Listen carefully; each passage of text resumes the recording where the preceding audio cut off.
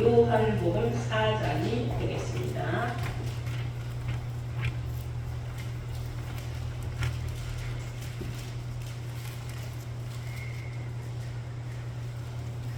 요한복음 4장 찾으신 줄 믿고 10절부터 봉독을 하겠습니다.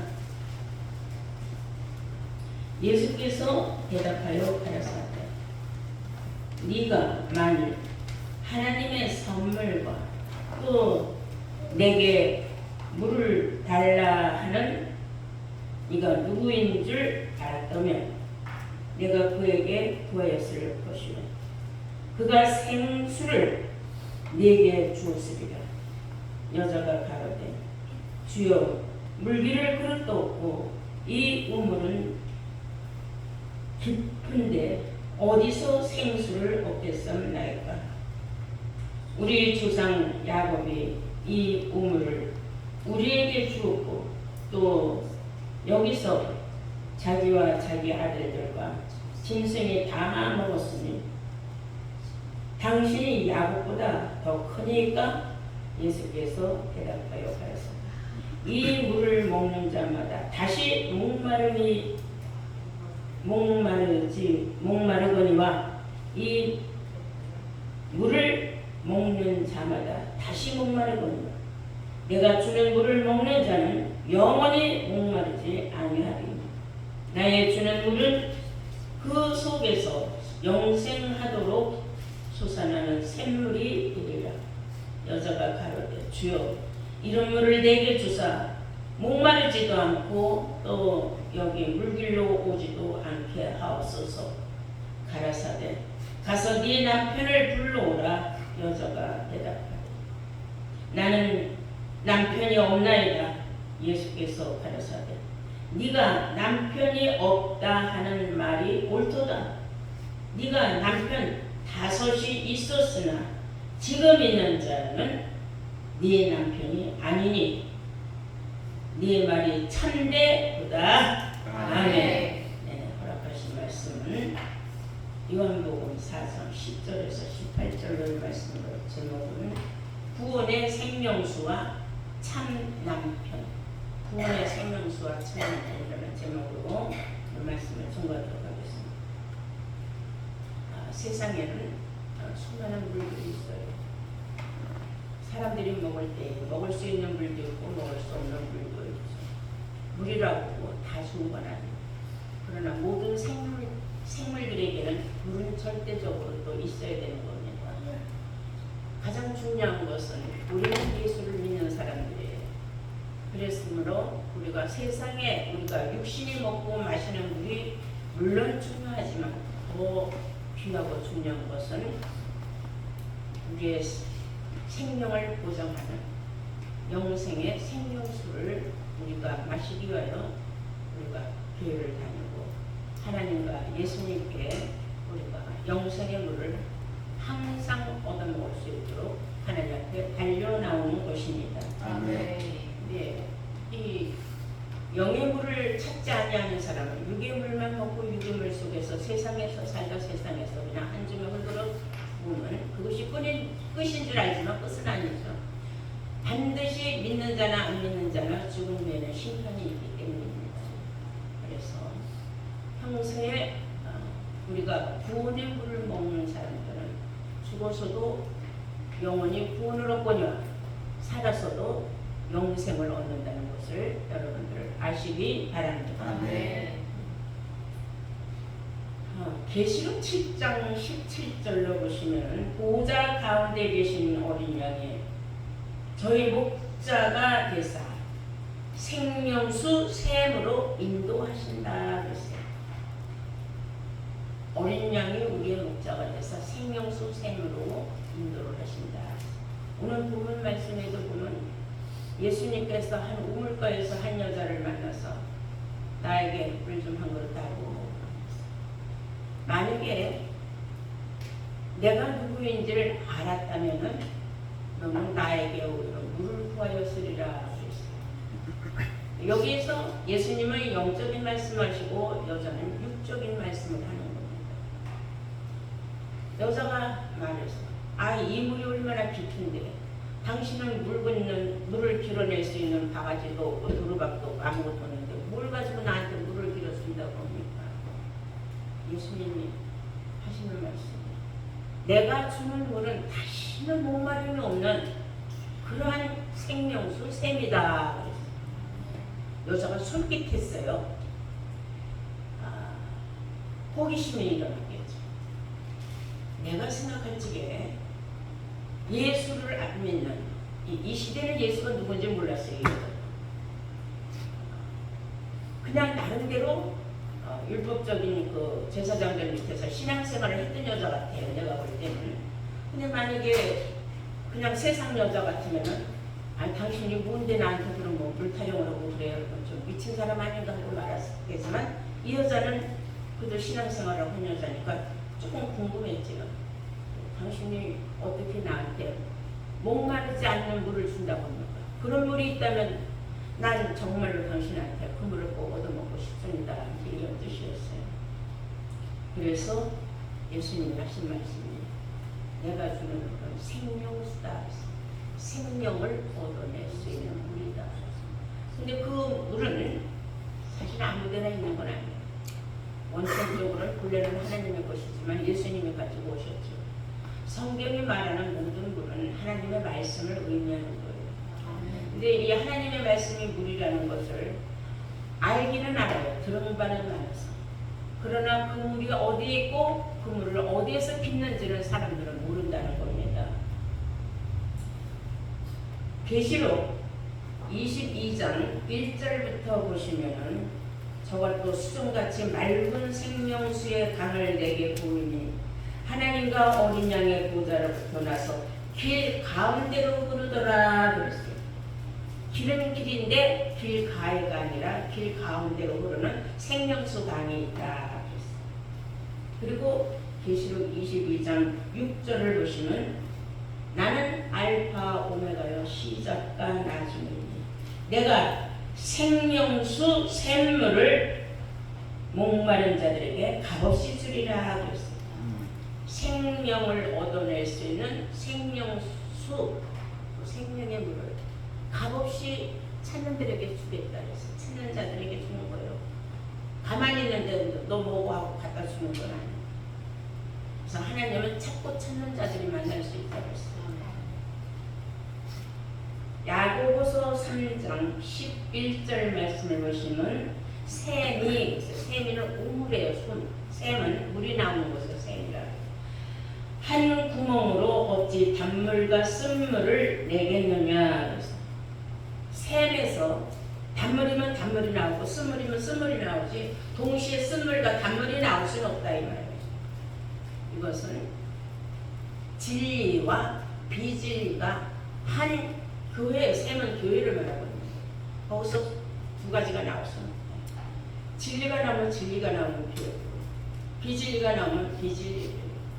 쉽게 얘기해서 영의 말씀이 나오는 곳에서 영의 말씀만 나오지 육의 말씀이 뭐 필요하냐 이거 다 아는 건데 육의 말씀은 육신의 도덕적이요 윤리적이요 교훈적이요 그런 말이에요. 알면서 지키지 않을 뿐이에요 사람들이.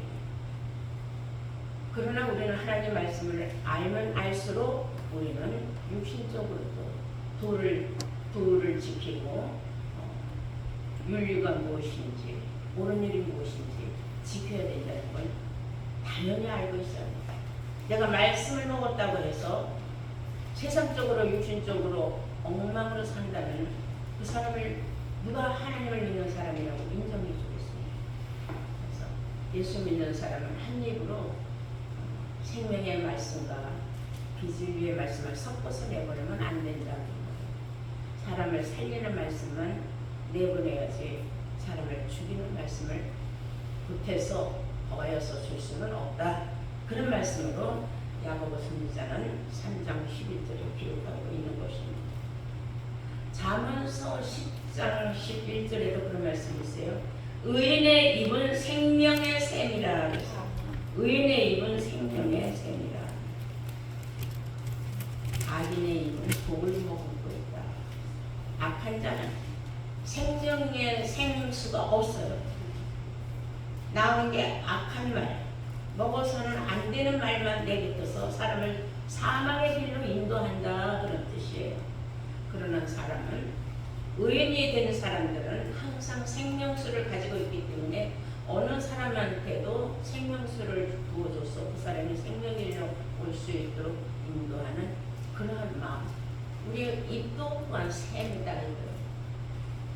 우리가 성경에는 샘, 우물 많이 흐르는 시냇가 여러 가지로 이 교회를 빙자하고 있어요. 또는 또 우리 사람의 입도 그렇게 또 비유적으로 기록하고 있다는 걸 여러분들 알아야 돼요. 스가랴 선지자는 이렇게 말했어요. 스가랴서 13장 1절을 보시면 그날에 죄와 더러움을 씻는 샘이 죄와 더러움을 씻는 샘이 그날에 가서 다윗의 족속과 예루살렘 거민에게 열리리라. 누구에게나 열어주는 거는 이 샘물이 열리는 때가 온다. 그때는 다윗 족속과 예루살렘 거민들을 위해서 열려주는데 이 샘의 물을 먹으면 모든 죄와 더러움이 씻어진다. 이것은 영적인 죄와 영적인 더러움을 말하는 거예요. 사람을 변화시켜주는 거죠. 여러분들이 거듭난다는 말 많이 하세요. 성령으로 거듭나라. 성령은 진리라고 했어요. 진리의 말씀을 듣는 사람들이 거듭날 수 있는 기회를 얻게 되는 겁니다.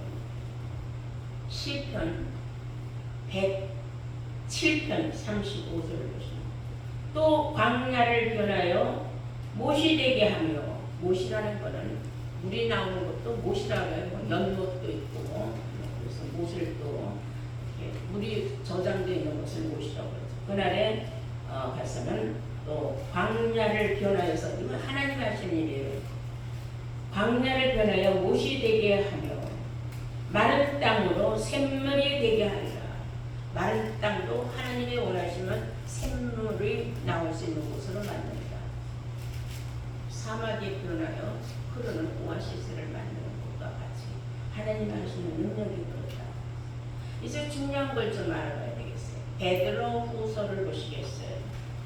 2장 17절 보시면 이 사람들은 무리 없는 셈이요 광풍에 밀려다니는 안개 캄캄한 어둠이 예비된 자들이다 그랬어요. 무리 없는 셈은 캄캄한 어둠만 기다리고 있을 뿐이다. 캄캄한 어둠은 어디겠어요? 무적행을 말하는 거예요. 지옥을 말하는 거예요. 여러분, 사람을 살려주는 생명수 샘이 되어야 돼요. 그래서 여러분들이 무리 없는 샘이 된 사람이라면 예수를 믿으면서 말씀 한마디 몇십 년을 다녔는데 아는 거는 주 예수를 믿으라 그리하면 너와 네 집이 구원을 얻으리라 그 하나밖에 몰라. 어떻게 해서 예수를 믿으면 어떻게 구원을 받는지를 모른다. 우리가 너무 잘 알잖아요. 요한복음 5장 39절에 너희가 이 성경에서 영생을 얻거니와 이 성경을 상고해서 구원을 얻으라 그랬어요. 이 성경에서 영생을 얻는데 너희들은 딴 생각을 한다. 육신적으로 구원을 얻을 것 같아 생각을 안 한다. 그래서 구원의 셈이 없다는 거예요. 그 사람들은 마른 셈이에요. 셈이 말랐으면 뭐합니까? 물 한 방울 없는 사람을 살릴 수 있는 셈이 있느냐? 또는 사람을 살리지 못하는 셈을 가졌느냐? 이건 너무나 중요한 거예요. 그러니까 이사야서 12장 2절 보실 거예요.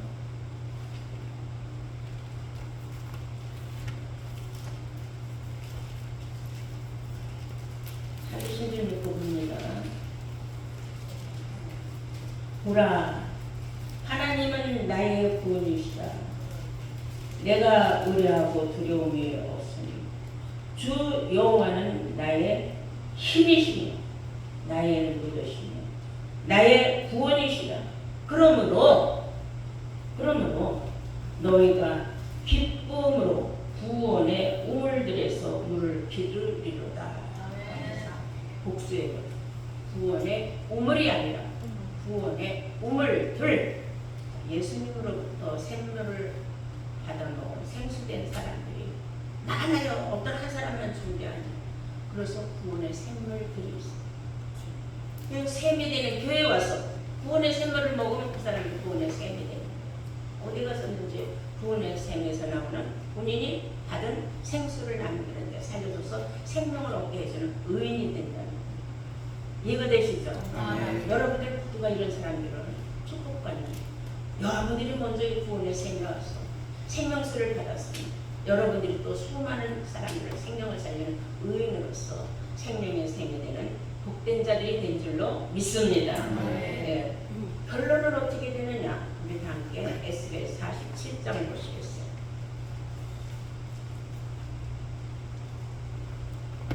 에스겔 47장 6절을 보시겠습니다.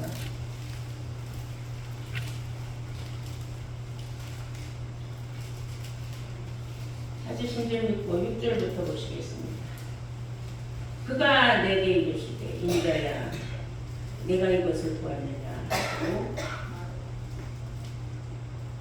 나를 인도하여 강가로 돌아가게 하시기로 내가 돌아간 중 강 좌우편에 나무가 심히 많더라. 그가 내게 이르시되 이 물이 동방으로 향하여 흘러서 아라비아로 내려가서 바다에 이르리니 이 흘러내리는 물로 그 바다의 물이 소송함을 얻을지라. 이 강물이 이르는 곳마다 번성하는 모든 생물에 살고 또 고기가 심히 많으니 그 물이 흘러 들어가므로 바닷물이 소송함을 얻었겠고 이 강이 이르는 각처의 모든 것이 살 것이며 또 이 강가에서 어부가 설 것이니 엔게디에서부터 에네글라요까지 그 물이 치는 곳이 될 것입니다. 그 고기가 각기 종류를 따라 큰 바다의 고기같이 심히 많으려니와 그 진펄과 갯펄은 소송되지 못하고 소금 땅이 될 것이며 여기까지만 보면은 하나님의 구원의 샘물이 들어가 흘러서 바다까지 가다. 전에는 썩어있고 진펄, 갯펄, 쓸모없는 바다의 그 땅에 고기도 살지 못했는데 이 물이 들어가서 바닷물이 다 소송함을 입었다. 소송함을 입었다는 것은 다시 쓸모있는 땅이 되었다. 얘기하면은 소송을 찾아보니까 낱말 뜻은 까무러졌다가 다시 살아났다 그런 뜻이라고요. 그러면 우리가 성경적으로 보면 소생하고도 연관이 되는 거예요. 다시 죽을 줄 알았는데 다시 살아났다는 거지. 그러니까 바다가 썩어서 못 살 줄 알았는데 하나님의 구원의 샘물이 글로 흘러들어가서 보니까 다 소송함을 입어갖고 다시 살아나고 나무들도 살아나고 모기들도 살아나서 사람들이 어부들이 그물을 치고 고기를 잡을 수도 있었다. 물론 비유적인 말이지만 고기들도 다 사람을 비유한 겁니다. 나무들도 사람을 다 비유. 다 썩어서 죽을 줄 알았어요. 말라 비틀어져서. 그랬는데 바다는 소송하는 놀라운 역사가 일어났다. 그러나 진펄과 갯펄은 살아날 길이 없다. 진펄과 갯펄 모르는 사람 없죠. 바닷가에 가보면 조개가 살아있는 땅도 있고 조개가 없는 땅도 있어요. 왜 그런가 했더니 물이 썩은 데가 있더라고요. 바닷물이 들어와서 그냥 썩어버리는 거예요. 여기에서 생물들이 살 수 있는 것은 소송함을 잊지 못하는 그런 진펄과 갯펄. 전에는 물이 들락날락했는데 들어오는 물이 없어졌으니까 그 땅은 아무짝에도 쓸모없는 땅이 된 거죠. 바닷가지만. 진펄, 갯펄은 다 거기 보면 바닷가, 강가를 말하는 거예요. 물이 들어와야 돼요, 땅에. 근데 구원의 물이 들어오지 않아서 소송함을 잊지 못하니까 생물들이 살지 못하는 거예요. 또 사람의 심령을 비유한 거예요. 말씀을 계속 받은 사람들은 메말랐던 심령이 살아납니다. 들으면 들을수록 귀가 또 기울여지고 이치가 맞다, 논리적이다. 하나님 말씀은 헛된 말씀은 없습니다. 근데 아무리 들려줘도 진펄 개펄된 신령들은 말라 비틀어져 갖고 들으려고 하는 사람, 들어도 그 말씀이 그 사람 밭에 가서 살지 못해. 진펄 개펄된 사람은 우리가 아무리 공을 들여도 소용이 없어요. 그러니까 여러분들이 말씀을 던졌을 때에 여러분들이 가지고 있는 구원의 생명을 쏟아줬는데 그 물을 받지 못하는 사람은 참 하나님의 버린 사람. 하나님은 버린 사람도 있고 택한 사람도 있어요. 여러분들의 의인의 생명은 생명수라고 하지 않습니다. 그러므로 말미암아 우리가 12절을 보시면은 에스겔 47장 12절 보십니다. 강 좌우 가에는 각종 먹을 실과 나무가 자랐어. 그 잎이 시들지 아니하며 실과나 끝이지 아니하고 실과가 끝이지 아니하고 달마다 새 실과를 맺으리니 그 물이 성소로 말미암아 나옵니다. 성소로부터 흘러내린 물을 먹은 그 귀한 나무들은 절대로 썩는 법이 없어요. 우리가 썩질 않아요. 왜? 항상 물속에 물된 동산같이 물을 항상 머금고 있으니까 나무는 힘이 심하고 푸르르고 시들질 않아요. 시들 일이 없어요. 그래서 또 달마다 새 실과도 냅니다. 실과를 낸다는 건 우리가 생명의 말씀을 쏟아낸다는 거. 네. 그 성소로 말미암아 나옵니다. 그 실과는 먹을만하고 그 잎사귀는 약재료가 되리라. 이게 실상적인 무슨 나무 열매가 아니잖아요. 우리가 증거하는 말씀 속에서 그 말씀에서 그 생수를 주었을 때 그 새 실과를 먹고 그 사람들이 실과를 맺힌다면 그 사람은 대단한 복받은 사람이에요. 누구 때문에? 여러분들이 내어준 구원의 물을 생수를 마셨기 때문에. 이런 놀라운 능력들을 여러분들이 지금 다 갖고 있는데 여러분들이 가진 샘물을 계속 남아가고 있으면 고여서 썩는 거예요. 쏟아내야 돼요. 그래서 물이 넘쳐야 되지, 넘치지 않고 계속 거기까지만 한정돼 있으면 본인도 신앙이 썩어요. 그래서 여러분들이 계속 하나님 성전으로 달려나가서 새 실과를 또 따먹고 여러분들이 나가서 또 귀한 물을 또 전하고 쏟아내고 해야 여러분들이 증거되는 모든 말씀들이 영생의 약재료가 된다는 걸 아시기 바랍니다. 네. 그러면 이제 우리가 이제 놀라운 말씀 이제 하나 더 보시면 참 남편이 뭐냐 이거예요. 오늘 이 여인이 그 물을 좀 나한테 좀 달라고 하니까 나 여기서 물도 빌려 오지 않고 수고할 이유도 없죠. 그러니까 이때까지만 해도 이 여자는 어떤 생각을 가졌어요? 육신적인 생각을 가졌어요. 물 이고 다니고 풀어 다니고 날마다 이거 뭐가지 아프고 물동이 이고 다니고 수고 좀 하는 게 그런 물 나한테 있으면 그냥 달려. 그럼 내가 가만히 있어 생전 목마를 일도 없고 물 필요할 때 물 하면 물이 나고 무슨 그런 상상을 혼자서 했단 말이에요. 그리고 그걸 또 여자는 참 용기 있는 여자예요. 그래서 예수님한테 말했습니다. 그러니까 예수님이 16절에 이렇게 말했어요. 가라사대 가서 네 남편을 불러오라 그랬어요. 아니 물 좀 빌려오지 않게 나 수고하는 일 없게 그런 물 좀 나한테 좀 주십시오 하니까 가서 네 남편을 불러오라 그러니까 밑도 끝도 없는 이상한 말씀을 하신 거죠. 네 남편을 불러오라 그랬어요. 그러니까 여자가 하는 말이 여자가 가르쳐 주여 조금 남편 다쓸 수 있어. 여자가 하는 말이 그랬어요. 나는 남편이 없나이다 그랬어요. 거짓말한 거예요. 예수님 앞에서 나는 남편이 없습니다. 이게 육신적으로는 거짓말이지만 영적으로는 참말이에요. 육신적으로는 이 여자는 지금 살고 있는 남편이 마땅치가 않아요. 늘 불만. 그냥 남편으로 섬기기는 섬겨도 자기 마음에 흡족함이 없고 만족이 없는 거예요. 그래서 나는 아예 남편이 없습니다 하고 거짓말을 해버렸어요. 주님 앞에 이렇게 뻔뻔하게 거짓말을 하는 여자, 대단한 여자입니다. 그런데 예수님은 이 여자가 왜 그런 말을 자기한테 하는 걸 알았어요. 예수님이기 때문에. 그래서 예수님이 이런 말을 합니다. 18절에 네가 남편 5이 있었으나 지금 있는 자는 네 남편이 아니다. 얼마나 놀랐겠습니까? 아니, 육신적으로 생각을 하면은 6번을 결혼을 해놓고 지금 살고 있는 6번째 남편도 내 남편이 아니다. 예수님이 볼 땐. 그러면 이 여자는 시집을 수도 없이 간 여자예요. 근데 그게 아니에요. 이 여자가 말한 것은 육신적인 남편을 말한 게 아니에요. 진리의 말씀을 찾아서 어디에 가야 시원한 하나님의 말씀을 들었을까 해서 교회를 수도 없이 바꿨다는 거예요. 근데 지금 현재 다니고 있는 교회도 내 참 교회라는 생각이 안 들어봤어요. 그래서 나는 남편이 없다고. 예수님이 맞다. 네가 하는 말 맞아. 너 5번 남편 가르고 지금 있는 남편도 너 네 남편은 아니라고 네가 생각하는 거. 네 말이 맞아. 여자의 속마음을 다 꿰뚫어버린 거예요. 자, 여기서 이 여자가 만든 7번째 남편이 바로 예수님이 된 거예요.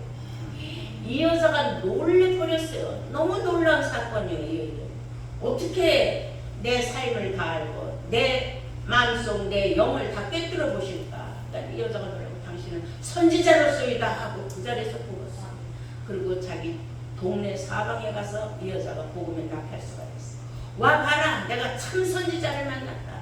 너희들 빨리 나와서 이 선지자를 만나서 말씀을 들으라고 이 여자가 복음에 납할 수가 있어요. 여기까지 다 읽진 않았지만은, 그래서 우리가 성경에 말하는 남편은 뭘 말하느냐면, 남편은 쉽게 말하면 구약시대는 하나님이 남편이에요. 신약시대에 와서는 이제 예수님이 남편이 될 거죠. 이사야서 54장 5절에 보시면은 너를 지으신 자는 네 남편이라 그랬어요. 나를 지으신 창조주 하나님이 네 남편이다. 에레미야 3장 14절에 보면은 배역한 자식들아, 나는 너의 남편이라. 내가 너희를 성읍에서 하나와 족속 중에서 둘을 택하여 시온으로 데려올 것이다. 내가 남편인 걸 알지 못하는 이 배역한 놈의 새끼들아, 내가 너희들 다 구원시켜주는 건 아니다. 한 성읍에서 한 명 족속에서 2명 정도 내가 시온으로 데려갈 것이다. 그것은 수많은 족속과 성읍과 있지만은 그 중에 하나님 말씀을 듣고 깨달을 수 있는 사람은 한두 명에 속한다. 그 말이에요. 시온은 하나님이 오시는 곳 아닙니까? 그것은 예루살렘의 성읍이라고 했어요. 그곳으로 하나님이 들어오겠다. 여러분들이 데려옴을 당한 겁니다. 감사한 줄로 믿습니다. 호세아서 2장 16절도 보시면 여호와께서 이르시되 그날에 네가 나를 내 남편이라 일컫겠고 다시는 뭐라고 하지 않는다? 바알이라 일컫지 않겠다. 바알은 나를 구원시켜줄 신이라고 말하지 않고 하나님은 나를 구원시켜줄 내 남편이라 말할 것이다. 얼마나 정말 귀한 그러한 하나님이 내 편이 되시겠다는 거예요.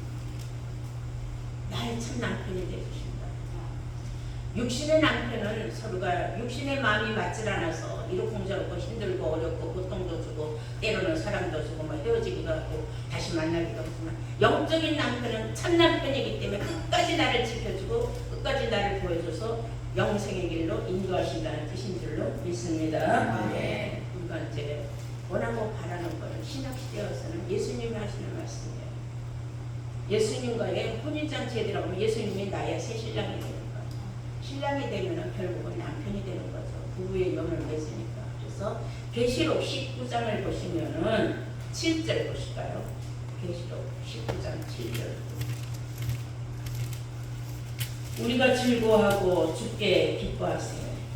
그에게 영광을 돌리세요. 어린 양이 혼인계약이 이르렀고 그 아내가 예배했으니 그 아내가 예배했다 그랬어요. 그것은 어떤 뜻이냐 하면은 세마포라는 것은 혼인잔치에 있는 옷인데 하얗고 아주 빈틈이 없이 짠 비단, 명주 이런 것을 세마포라고 해요. 근데 성경에는 이것이 옷인데 두 가지 옷이 있어요. 예수 신랑을 맞을 때 입는 옷은 세마포를 입는 사람만이 만날 수가 있는 거예요. 행실도 옳아야 되고 하나님 말씀도 빈틈없이 올바른 하나님이 주신 말씀을 그대로 가지고 있어요. 근데 성경에 보면은 붉은 베옷 입은 사람들, 가는 베옷 입은 사람들, 붉은 베옷은 초상집에 갈 때 입는 옷입니다. 초상집에서 입는 옷. 그건 뭐예요? 사람이 죽었을 때 입는 옷이죠. 그러나 우리가 이것은 육신적으로 하는 말이 아니에요. 영적인 말이에요. 영적인 말은 우리가 어딜 가야 기쁨과 즐거움과 천국을 들어가느냐. 예수 혼인잔치에 가요. 무슨 옷을 입고? 세마가 가는 베옷을 입고 우리가 기쁨과 즐거움으로 예수 혼인잔치에 들어서 기뻐하고 즐거워하는 일을 맞아야 될 줄로 믿습니다. 네, 오늘 성경의 모든 말씀과 같이 여러분들은 구원의 샘물을 마신 귀한 사람들이요. 여러분들 예수 혼인잔치에 참여해서 예수님을 신랑으로 맞이할 귀하고 복된 축복을 받은 사람들이라는 걸 잊지 마시기를 예수님 이름으로 축원합니다.